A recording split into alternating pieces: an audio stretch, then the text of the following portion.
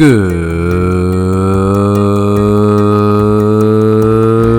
morning, TuesdayCraft. It's been a while since I have posted. That doesn't mean that I've been idle, but what I've been doing has been so monotonous, I didn't necessarily think that it would be a good video. Lord Eximius has convinced me otherwise, so I'm going to do a short blurb this week and kind of show you what I've been doing since the last one. So you can see that I have armor on. I do have netherite. We died a lot. We got our disc. We did the deep dark, and then there was a recovery period. I have a complete backup set of armor and weapons, including what I see here, or what you see here. And I've done some additional excavation here at, well, is essentially my warehouse, my farm, my base camp, if you will. Well, let's take a look.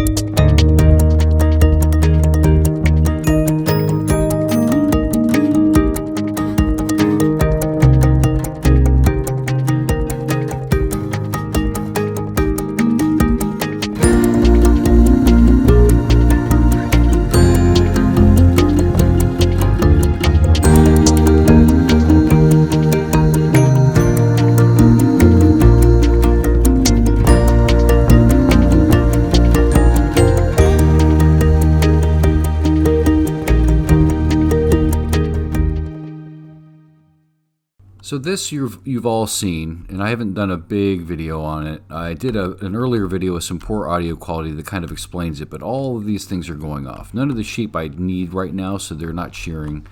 I've got kelp, I've got honey, I've got pumpkin and melon, which I trade with all of those guys, and I've got essentially 3 rows of an automated farm. Now those 3 rows all have plumbing. That plumbing all feeds into this pipe. So if this farm distributes goods, including the iron farm up above, it all flows into this system, which then flows into the storage system. Before our date with death last week, or a couple weeks ago rather, these weren't here. And I had this really long tunnel that I needed to dig out.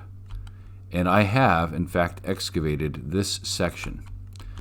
What I was attempting to do was add a mob farm. Now, I've had chests that we can collect a string from, and I've had chests here that have been ready to take this mob farm in. This was actually a long time goal, and I finally got around to building it. But the rates aren't spectacular yet. So I am, in fact, collecting all of those goods, including a whole bunch of bone block. But I have installed here a way to get bone meal. So whenever these chests fill up to a point that I decide, I just go ahead and I dump it in here. And then we take a trip. This is the plumbing area. And then we start going down.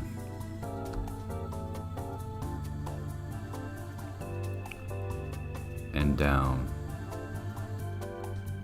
And down, and we'll go to the first level here. So this was where I had dug down to before we had done the deep dark. What I didn't know is that right over here was a geode. So when I started clearing down, we've gone ahead and filled all this out, and we have a conduit here. So we can just go through anytime we need to and collect all these shards. I went ahead and put some axolotls in here just to give it a little bit of life. And they're just kind of floating around having a good time. And that brings us down to this level. Here, my friend Ratatosk has put in a shulker loader for me. He did get this from a video. I'm not entirely certain which video it is, so I'm not trying to claim credit for this build. He put it in for me because I needed something to do with all the deep slate that I was collecting. So that's what all of this is. So this right here loads the shulker boxes in. I put my intake up top, and then it loads the shulker boxes and puts it in this chest right here. But you can see there's a lot more going on down here. So you might have noticed that there's stuff falling through this tube. That is all of the goods that are going down to be bone mealed. Now I had to be very, very specific about that. I needed them to be 100 blocks away from any villagers up top. So I counted it out. Excuse me. Which brings us to this level. And all of those goods come down in here, and then they're bone mealed and put into these chests. This pipe goes into the storage system. So this will eventually be automated. They will bone meal, they will feed back in here. Right now I would just mainly put the bone blocks in here for right now. That's what this setup is. So this feeds into the storage system. Now that mob farm is the mob farm built by TuesdayCraft. There's a video that he did on it. There's a few modifications you need to do to it for Bedrock, and the rates aren't that great yet. But that's the amount of space that I need, and then when I got done building it, I realized I needed to actually clear out 35 more blocks. So let's keep going down.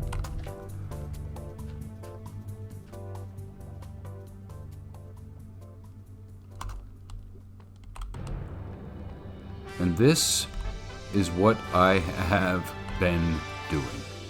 It has been a couple of weeks because I work a full-time job. I don't play this all the time, all the day. That right there is underneath the plumbing for the warehouse up top. This all feeds down into it. This is the mob farm. The mob farm also feeds up into the storage system.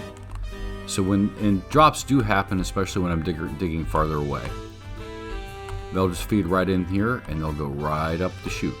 Now I haven't discovered the best place to AFK from it yet. I've tried a couple of different places to get this thing to fill. Nothing yet has really piqued my interest, so what I've done is I've mapped out 35 blocks, and these are all chunk lines. Now that floor above me that you see, or ceiling I guess from this point, is temporary. It's not going to stay. That is a floor for when I dig the next section out above it. And I have to do this width all the way around. So I could have been posting videos, but I figured it would be very boring for you to see me dig down, dig down, dig down, dig down, dig down, dig down, and I'm still in my digging process. This area right over here is what I am currently working on. And what I started to notice as I was digging, I had to dig through several aquifers and also lava. If this is the line, I wanted to break up the wall, and I'm probably going to eventually finally put in like some kind of wall detail aside from what it is right now, because that's just cobbled deep slate. But anytime there's tuft or there's gravel, I will dig all of that out, and then I will open up this glass. Same thing with lava, if that's there, or even water. You may see stone around. Because of the way that cobbled deep slate works, I can't just silk touch cobbled deep slate and put it back and have it look the same. It doesn't look the same.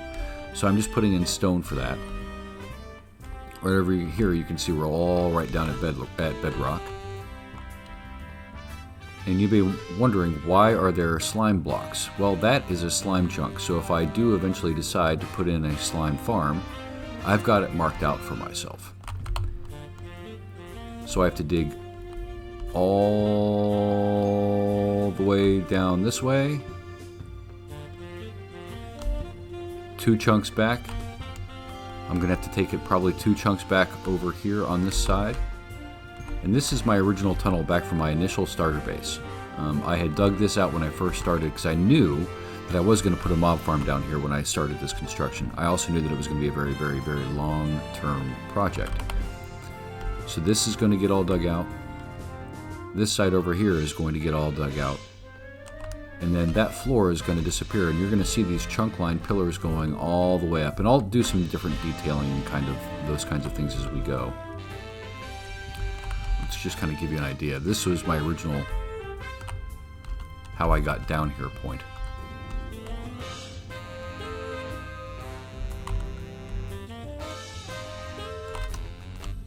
And this just kind of gives you an idea of just how massive this has been. And Eximius was giving me crap because I don't have a beacon. And he's right. I have all those beacons back at spawn for that build, which I do need to get back to. I'm kind of getting a little bit tired of this dig. I'm nowhere near done, obviously. But I'm going to take this all the way up, all the way around. So this is a massive, long-term project. And I just figured, you know, for you guys, that would be pretty boring, and you wouldn't want to necessarily see all that. But you might want to see the actual reveal of what was happening here.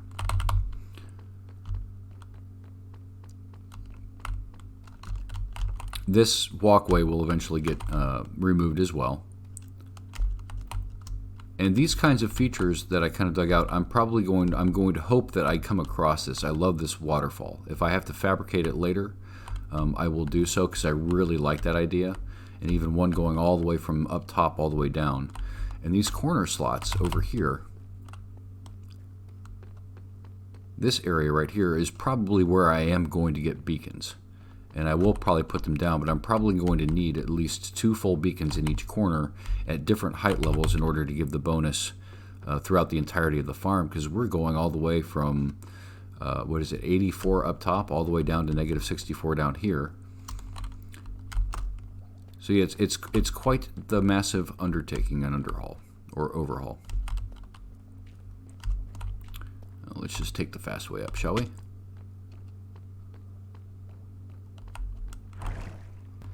And this is just the basement of the warehouse. I mean, I guess no longer, right?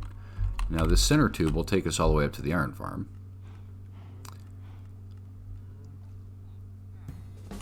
So this is initial base height, 85.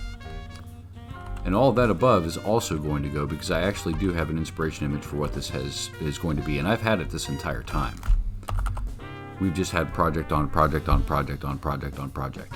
Now this is not the same kind of video, not the same kind of format that we normally do, but I figured you might be interested in just the sheer absurdity of it. So this whole project started right after the Deep Dark. I did a lot of digging in the Nether as well, and I've got a whole other project, long-term big dig set up there, and let's go take a look at that real quick. And real quick before we go down, keep in mind, this is just the starter area. That over there is actually where we're going to be building when I actually finally get to the build that I want to build and why I chose this whole area. We are still in pre-production mode.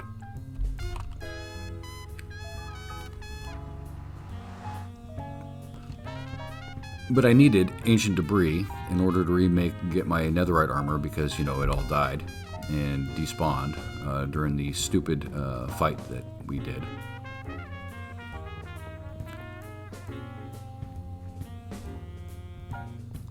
This is where I've been farming ancient debris. Chunk by chunk, section by section, going through the Basalt Delta. So part of the build that I am going to be doing also is kind of a cyberpunk kind of feel, but it's going with the whole Asian theme. And one of the things I've always wanted is this kind of dust in the air for the kind of dystopian technology future. So on the overworld side, you're going to have this incredible beauty, and you know this will be beautiful in and of its own self. But I'm going to dig out this entire Basalt Delta chunk, much like I've been digging out that entire chunk underneath those bases. And eventually, a long time in the horizon, like this is not anywhere soon, there's going to be a gigantic industrial megacity here in the Basalt Delta. Now I need to figure out how exactly I'm going to deal with ghasts.